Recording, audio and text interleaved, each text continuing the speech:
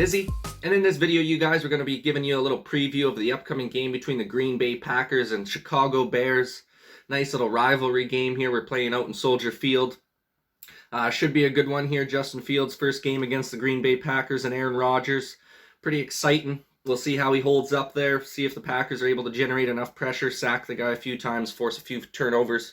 Should be a good game nonetheless. Battle for first in the division. If the Packers end up losing this game, Chicago will take over first place in the division, and then obviously if the Packers win, they'll continue to hold on to that first place slot in their division. So right real quick before we go ahead and start breaking down this upcoming game, you guys, if you can go ahead and like this video if you like sporting content like this, go ahead and subscribe to the channel if you're looking for more sporting content like this in the near future. We're getting a lot of support lately from you guys, and I greatly appreciate it, man. We're going to keep coming out with as much content as possible for you. Without further ado, though, let's go ahead and start breaking down this upcoming game tomorrow. We'll start off with a bit of an injury report here, you guys.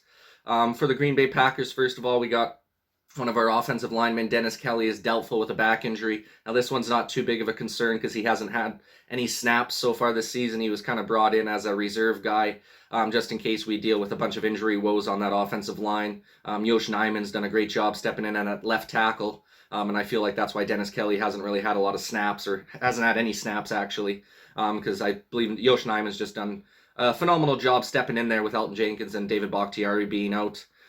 So the depth of our offensive line has looked really good so far this season, even with all the injuries we've been dealing with. Kevin King's also going to be out this game with a shoulder injury. No surprise here. The guy's always injured, it seems. I was shocked we actually signed him in the offseason to another. It was only a one-year contract. Thankfully, it was only a one-year contract. I would be very, very surprised if the Packers decide to re-sign him after this season. I mean, he's not a terrible, terrible corner. He does get beat sometime in his man coverage. He's a decent open field tackler. But at the end of the day, I mean, we've had him on our team for quite a few years now, and it's always the injury woes that end up derailing this guy's season. I mean, every single year he's been with the Packers, he's dealt with injury. He's just not a guy who's available all the time, so we're going to have to move off of him, I think, after this season and find someone who's more consistent and who's available more often than Kevin King, as he will be out with a shoulder injury. Elgton Jenkins is questionable with his ankle injury. Now, I think he's going to be able to play this game. He's been practicing all week on a limited participation basis, but I think he's going to be able to be a full go on Sunday's game here, even though he is questionable with that ankle injury. And then, obviously, we got a few big-time names who are on the IR right now. They've been on there for a few weeks, obviously. MVS is on the IR with a hamstring injury. Zadarius Smith has not played all season. He's got back surgery, so who knows if he'll even be back this year.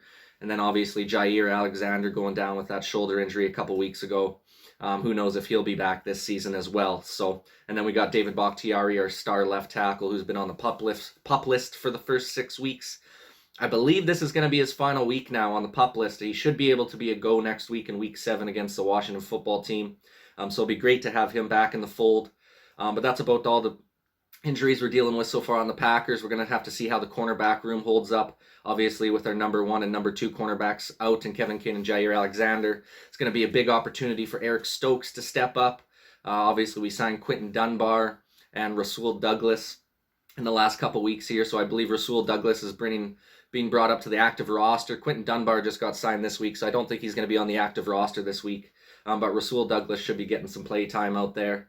Hopefully, Shamar Jean-Charles, our rookie corner that we drafted, I believe in the 5th or 6th round. Hopefully he gets some playing time today, see what he's made of. And then over to the Bears injury report, you guys. Akeem Hicks is questionable with a groin injury, as well as Khalil Mack is questionable with a foot injury. Now, this would be huge advantage for the Packers if one of those two guys, or if both of those guys, couldn't go. Obviously, you never want to wish guys not being able to play due to injury, regardless if they're on your team or not.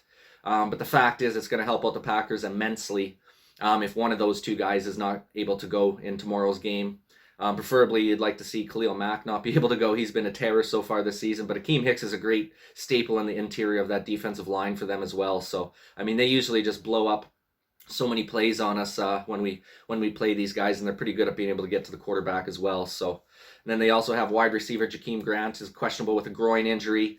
Allen Robinson, their top wideout, is also questionable with an ankle injury, and then their running back, who would have been starting today, Damian Williams, is out with COVID, and then obviously Montgomery, their star running back there, is down with a knee injury. I think he's on the IR for a few weeks here. So they got a few big time pieces that might not be able to go. Obviously, it hurts them not having Montgomery. They're going to need to really focus on having a good run game there to take a little bit of the pressure off Justin Fields. So hopefully their third string back can be able to get it done for them on the ground. But it's all up to that offensive line. If they can't get a good push with their offensive line, which is pretty much in shambles, they really don't have a good offensive line, the Chicago Bears. So we'll have to see how they hold up against the Green Bay pass rush.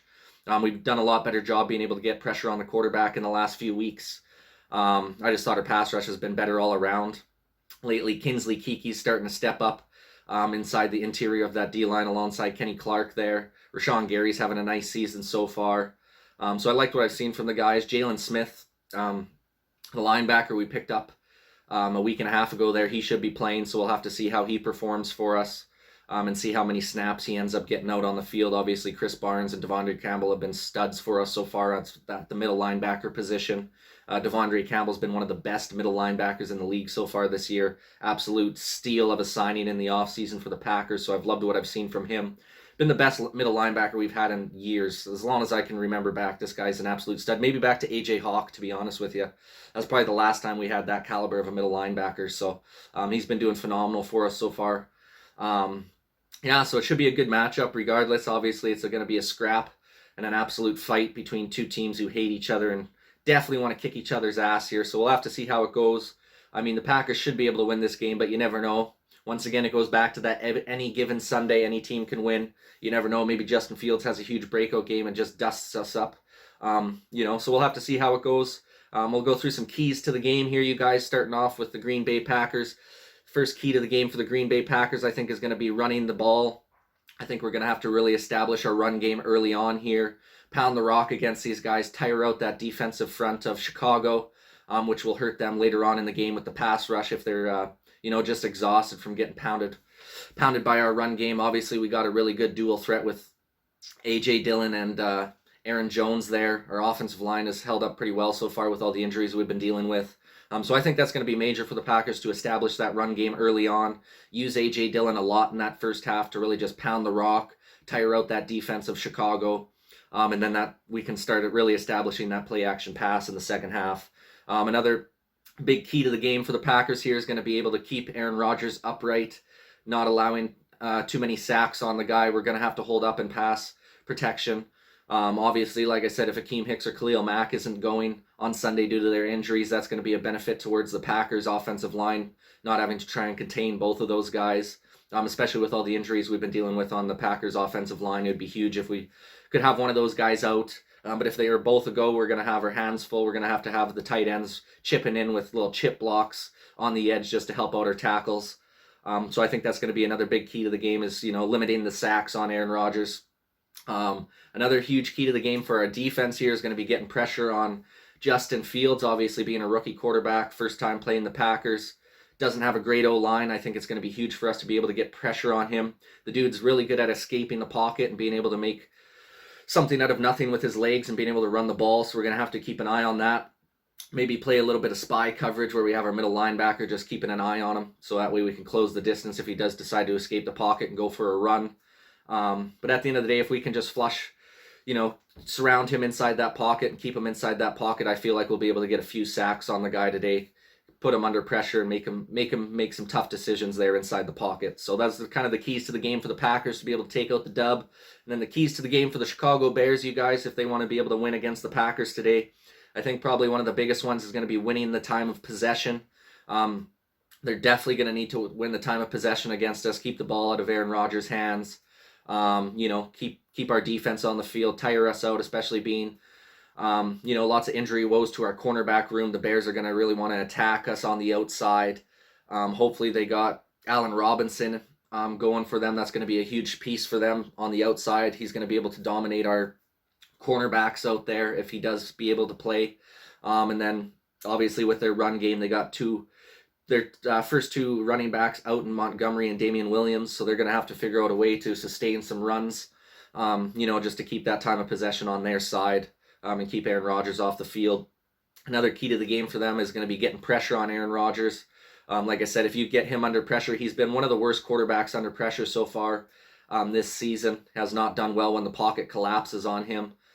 So if the Bears can get a lot of pressure with Khalil Mack and Akeem Hicks, if they're able to both go, I think if they can sustain some good pressure on Aaron Rodgers and sack him a few times, might fluster him up in the pocket a little bit and maybe have him miss on some passes, a little more inaccurate passes, which would be huge. So we'll have to see what happens there. Like I said, it all depends on if those guys are going to be a go or not. So, and then the last key to the game for the Chicago Bears, you guys, is going to be no turnovers. It's going to be huge for the Chicago Bears not to turn the ball over. The last thing that they want to do is give extra possessions to the Green Bay offense. And obviously having a rookie quarterback as Justin Fields is, the last thing they're going to want to do is take some of his confidence away and have him turn the ball over a couple times, whether it be a sack, fumble, or an interception. So he's, I think that's going to be a huge part of the game here is the turnover battle. So far, the Packers, since that week 1, we've been getting 2 turnovers a game, averaging 2 turnovers a game, which is huge for our defense. We've been one of the better teams getting the ball back, just with the turnovers since that week 1 blunder against the Saints there. So I think if we're able to turn the Bears over a couple times, that is going to work out in the Packers' favor, but that's going to be a huge key to the game for the Chicago Bears to keep the ball in their hands and not give it back to the Green Bay Packers. So those are kind of the keys to the game for me, you guys. I think it is going to be a good matchup. It always is a good rivalry game between the two. A lot of history between the two squads. I'm sure the Chicago Bears fans are super excited to see what Justin Fields can do. I'm sure they want to see Aaron Rodgers and the Green Bay Packers get absolutely lit up by their rookie. We'll see what happens, though. I think the Packers are going to be able to take this one. I don't think they're going to be able to sustain enough points, the Chicago offense. I just don't think they have enough weapons on that offensive side of the ball to be able to put up enough points against the Green Bay Packers to take out the victory in this one. Although I do think it's going to be closer than what some people think. I don't think it's going to be a complete blowout. But I do think the Packers will be able to take this one by a final score of 30-21 for the Green Bay Packers. So that's my prediction for this game, you guys. The little Packers versus Bears preview. Should be a good one coming up tomorrow morning in the early slot. Would love to get your guys' opinion in the comment section down below. Do you think the Packers are going to be able to pull out the victory here to move to 5-1 on the season? Or do you think the Chicago Bears are going to come in with the upset victory over the Green Bay Packers in tomorrow's game? Like I said, would love your guys' opinion in the comment section down below. Once again, you guys, I appreciate you taking the time to watch this video and every video on my channel. Please go ahead and like this video if you like sporting content like this. Go ahead and subscribe to the channel if you're looking for more sporting content like this in the near future. Thanks for watching, you guys, and this is Nizzy with Nizzy Sports Chats.